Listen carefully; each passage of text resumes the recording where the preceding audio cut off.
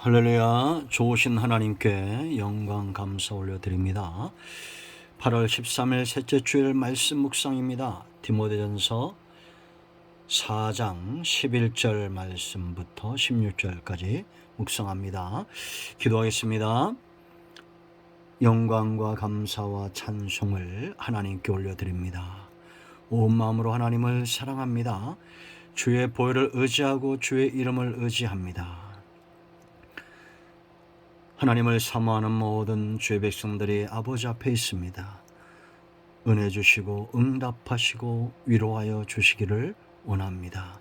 성전을 찾아 예배하고 영상으로 예배하는 모든 주의 백성들 가운데 하나님의 선하신 뜻을 응답으로 주시기를 원합니다.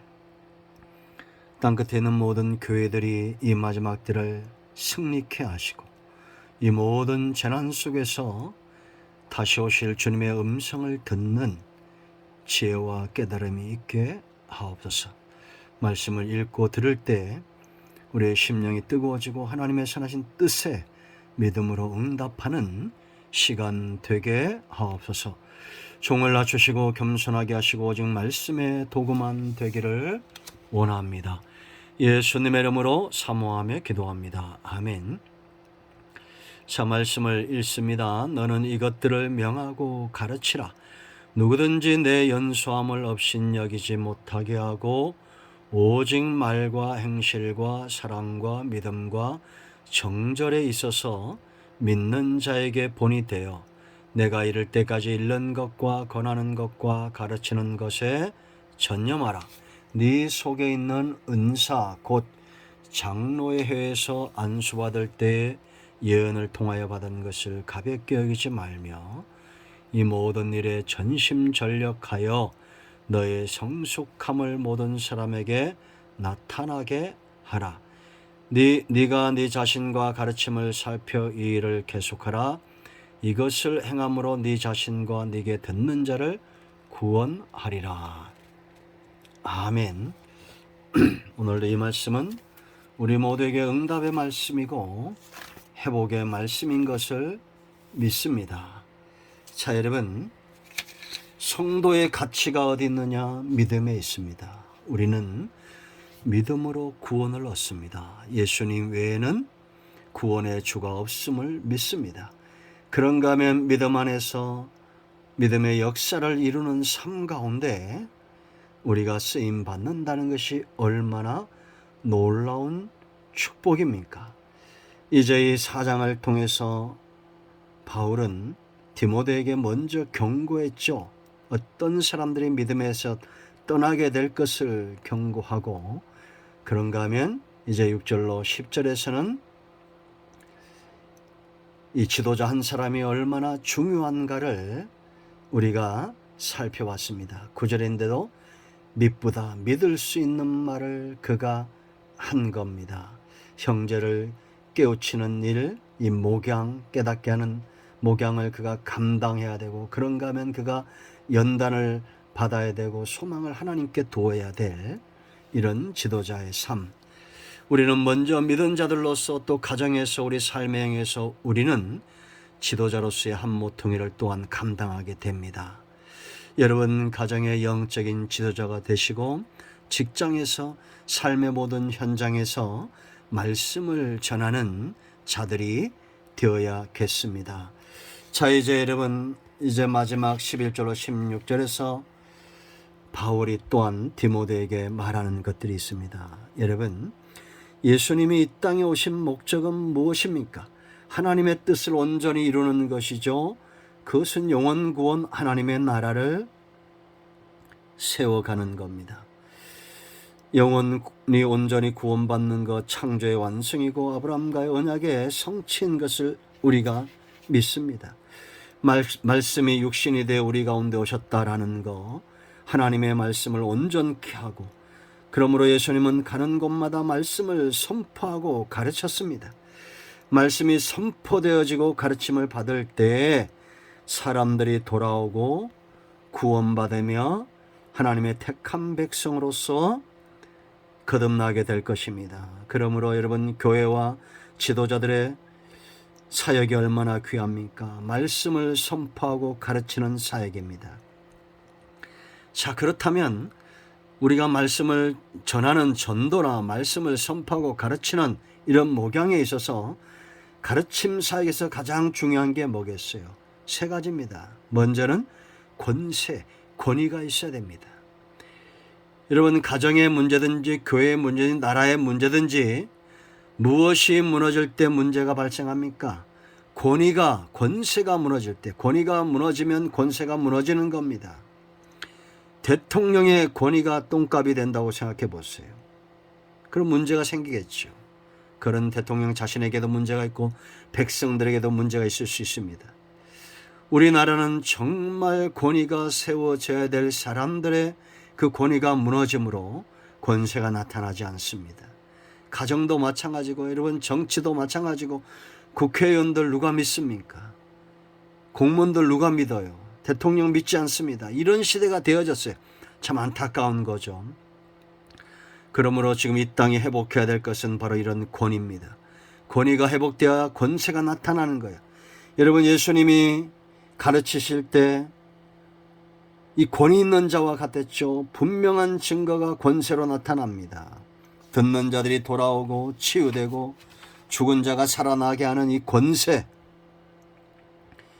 여러분, 마태복음 7장 29절 말씀을 보면 예수님의 가르침에 권위가 남달랐던 것을 우리가 보게 됩니다. 예수님은 그 가르치는 것이 다른 자들과 달랐어요. 그래서 이는 그 가르치는 것이 권위 있는 자와 같고 그들의 서기관들 같지 아니했다라고 마태복음 7장 29절에 말하고 있습니다.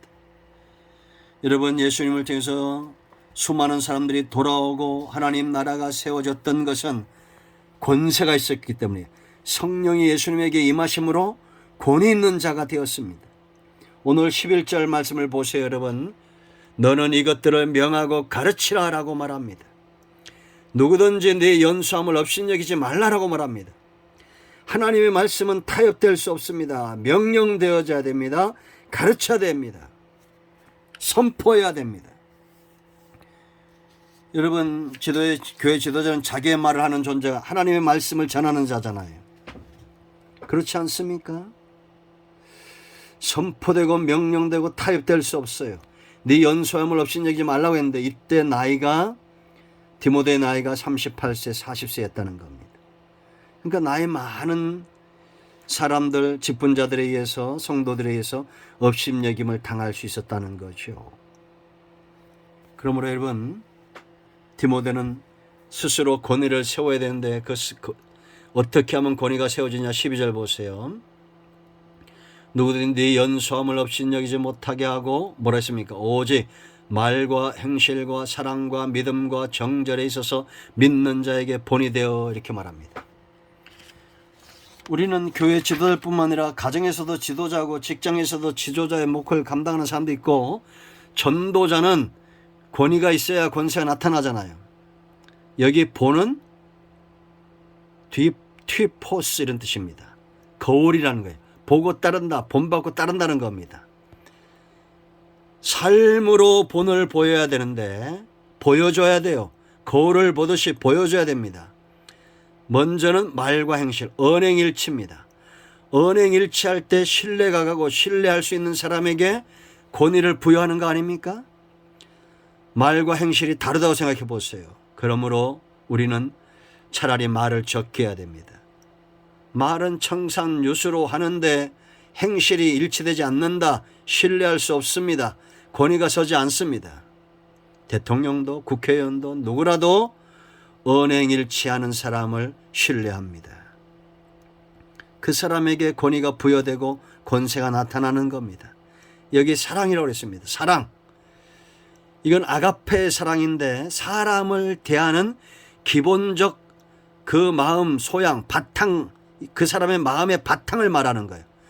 무조건적 사랑입니다. 무조건 주는 거예요. 그러므로 여러분, 이런 사랑이 없으면 기도가 불가능합니다. 전도도 할 수 없어요. 목양도 불가능한 겁니다. 우리가 부모가 자식을 향한 사랑은 일방통행이잖아요. 그러니까 기도할 수 있는 겁니다. 내가 무조건적으로 사랑하는 사람을 위해서 우리는 기도의 무릎을 가질 수 있습니다. 그들에게 복음을 전할 수 있어요. 그들을 목양할 수 있습니다. 돌볼 수 있습니다. 무조건적 사랑입니다. 예수님에게 이런 사랑이 있었습니다. 여러분, 바울이 뭐라고 말합니까? 디모데전서 2장 16절에서 누가 주의 마음을 알아서 주를 가르치겠느냐? 그러나 우리가 그리스도의 마음을 가졌느니라. 그리스도를 선포하고 가르치는 자 주의 마음을 가져야 돼요. 고린도서 4장 15절에서도 그리스도 안에 1만 스승이 있으되 아버지는 많지 아니하니 그리스도 예수 안에서 내가 복음으로써 너희를 낳았다라고 말합니다.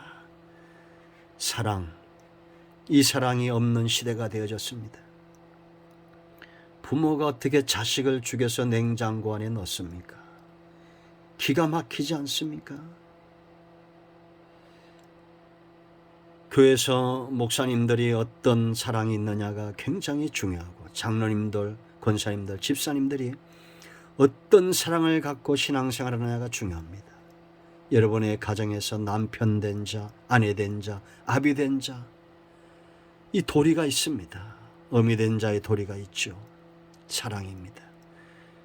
세 번째, 믿음입니다. 사랑이 사람을 향한 태도라면 믿음은 하나님을 향한 태도요. 하나님과 사랑 앞에서 믿음이 견고하게 서 있어야 됩니다. 이것도 아니고 저것도 아닌 태도는 잘못된 겁니다. 믿음에 서 있어야 돼요. 시인하고 믿음을 드러내야 됩니다. 자, 네 번째, 정절입니다. 믿음의 지조예요. 지조 있는 믿음. 믿다가 무당도 찾아가고 절간도 가고 우상도 숭배하고, 이게 음란한 백성입니다. 가늠하는 백성. 하나님이 내치고 땅이 갈라져 죽을 수밖에 없는 구약시대 같으면 그런 백성입니다. 우리는 믿음의 지조가 있어야 됩니다. 우상 숭배하지 않습니다. 그런데 어떤 사람은 인간적 방법으로 살아갑니다. 하나님을 자기 삶 가운데 믿음으로 초청하지 않습니다. 똑같은 겁니다. 탐심의 노예입니다. 그러므로 골로새 3장 5절에 탐심이 우상 숭배다라고 말합니다.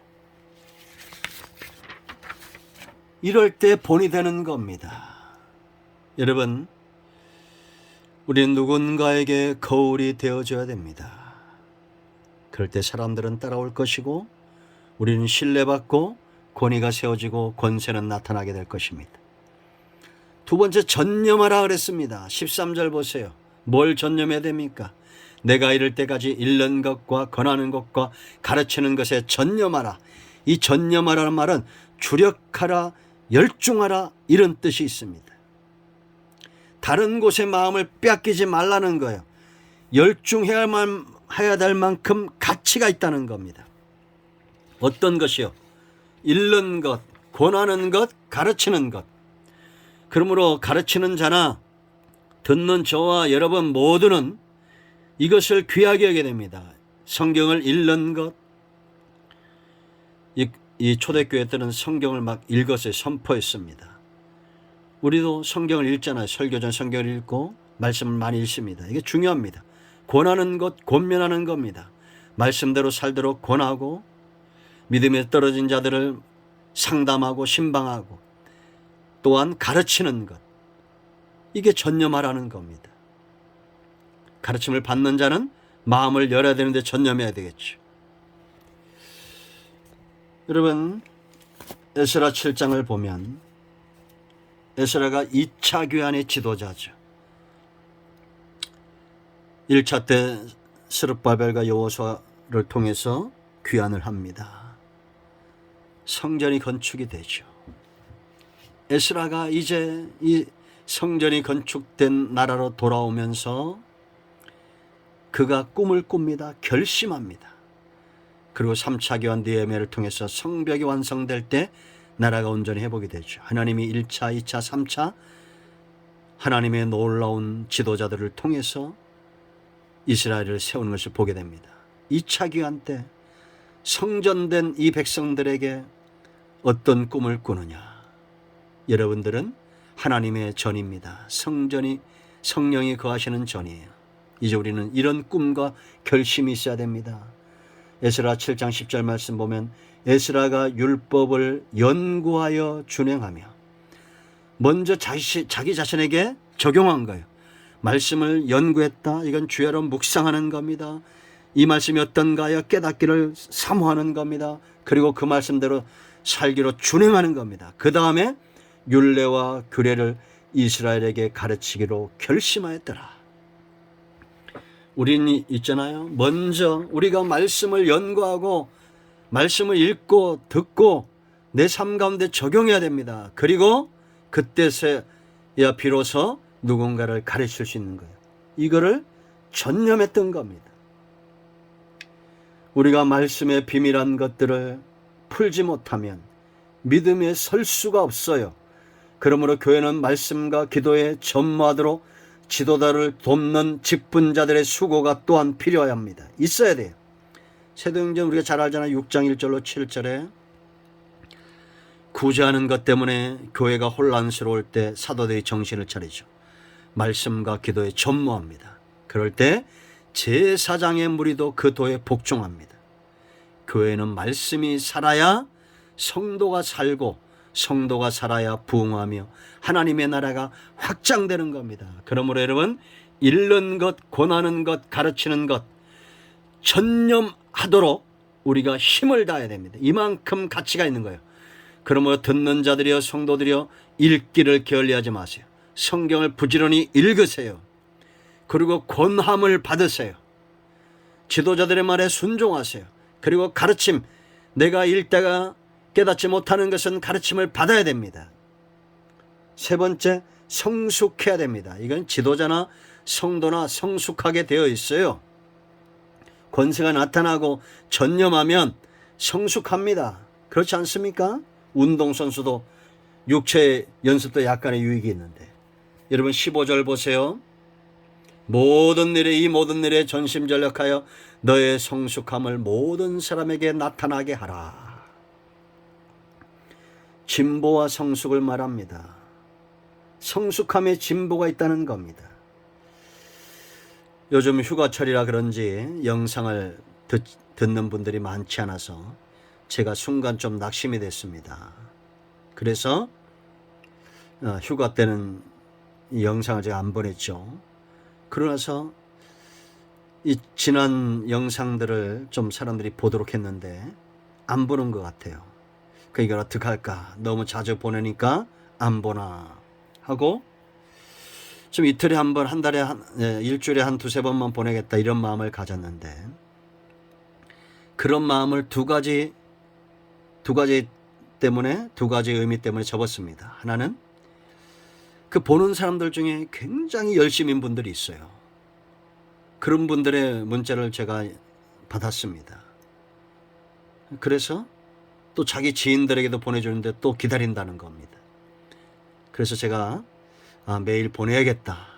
그리고 오늘 또 영상을 여러 편 만들어 놨습니다.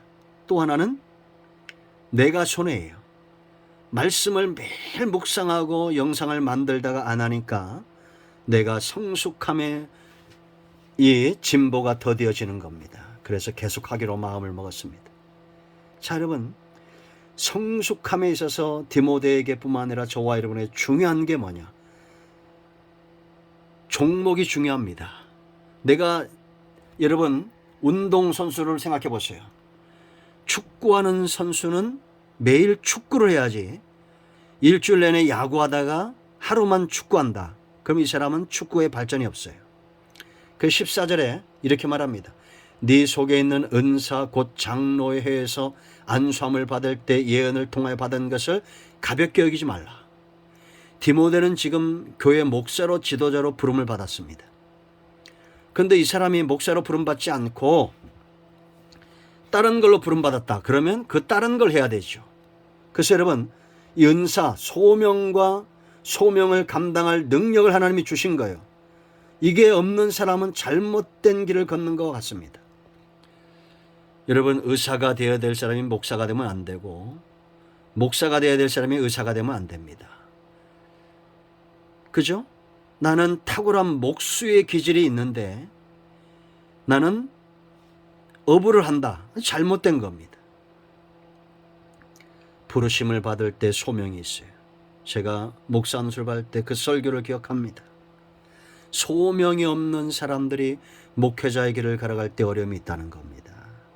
이건 가정에서도 마찬가지고 여러분 직장에서도 마찬가지입니다.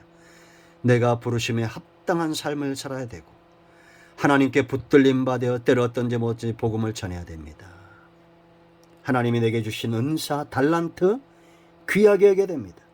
두 번째는 이제 내가 이 길에 들어섰으면 전심전력으로 달려야 됩니다. 100m 라인 선수면 100m 목적지 라인 달려야 되잖아요. 전심전력해야 된다. 15절 보세요. 이 모든 일에 전심전력하라. 읽는 것, 가르치는 것, 목양, 우리가 복음을 전하고 기도하는 모든 신앙적 영역 전심전력해야 돼요. 힘을 다해. 운동선수의 열심과 같습니다. 여러분 축구선수인지 야구선수인지 롱런하는 친구들이 있어요. 자기 관리를 잘합니다. 제가 참 깜짝 놀란 것은 우리나라 야구가 일본에게 계속 지고 있죠. 그 질 수밖에 없더라고요. 일본 선수들 중에 배 나온 선수가 없습니다. 야구 선수 나온 보면 몸 자체가 정말 운동선수 같아요. 근데 우리나라 야구 선수들 중에 왜 배 나온 선수들이 많은지 모르겠어요. 운동선수 같지 않습니다. 요즘 일본 축구 여자 축구 선수, 한국 여자 축구 선수가 있는데 일본 축구 선수들은 지금 8강에 올라갔죠. 몸이 달라요. 자기 자신들을 그렇게 단련한 겁니다. 여러분 우리는 영적인 운동선수의 몸을 가져야 됩니다. 탁월해야 됩니다. 여러분. 이 반사신경이 빨라야 돼요. 어떤 문제가 있든지 그 문제 때문에 기도 안 하고 그냥 게으르고 죄송합니다. 그냥 우리가 잠만 자면 그 사람은 영적 운동선수가 아닙니다. 전심전력하여 평상시에 영적인 선수로서의 몸을 만든 사람은 골리앗 앞에 섰을 때 주저하지 않습니다. 당당하게 나갑니다. 이긴다는 확신이 있어요. 깔보고 나가는 거예요. 세 번째는 포기하지 않는 겁니다. 자, 16절 보세요. 네가 네 자신과 가르침을 살펴 이 일을 뭐라요? 계속하는 겁니다. 이것을 행함으로 네 자신과 네게 듣는 자를 구원할 것이다. 이게 무슨 말이냐? 구원은 두 가지 영역이 있어요. 하나는 믿음으로 사망에서 생명으로 옮겨지고 지옥 갈 백성이 천국 갑니다. 예수님 믿음으로 예수님의 공로로 얻어진 거예요. 그러나 매 순간 삶 가운데 우리는 구원을 경험해야 됩니다. 재난이 바뀌는 것을 봐야 되고 근심이 바뀌는 것을 체험해야 되고 절망이 소망으로 바뀌는 영역 속에 있어야 됩니다. 그게 구원이에요. 우리가 말씀에 붙들림 받고 영적 거인이 되면 골리앗이 왔다가 주눅 들고 도망갑니다. 구원을 경험한 거예요. 승리를 경험한 겁니다. 이와 같은 놀라운 체험적 신앙이 저와 여러분의 있기를 축원드립니다. 기도합니다. 오늘 이 말씀대로 되기를 예수님의 이름을 의지하여 기도합니다. 우리 가운데 마음이 상한 자, 믿음의 경주를 쉬고 있는 자들이 다 돌아와 달리는 역사가 있게 하옵소서. 예수님의 이름으로 사모하며 축복하며 취하며 기도합니다. 아멘. 이제는 우리 주 예수 그리스도의 은혜와 하나님 아버지의 큰 사랑과 성령의 의로교통 충만 치유 회복하심의 역사가 영상을 통해서 은혜를 사모하고 예수님 이름 표대 삼아 달리는 모든 죄 백성들 가운데 이제부터 영원토록 함께 있을지어다. 아멘. 할렐루야. 응답되었습니다. 꼭 성전을 찾아 예배하시길 바랍니다. 여러분 모두에게 은혜의 날입니다. 복된 날입니다. 응답의 날입니다. 아멘.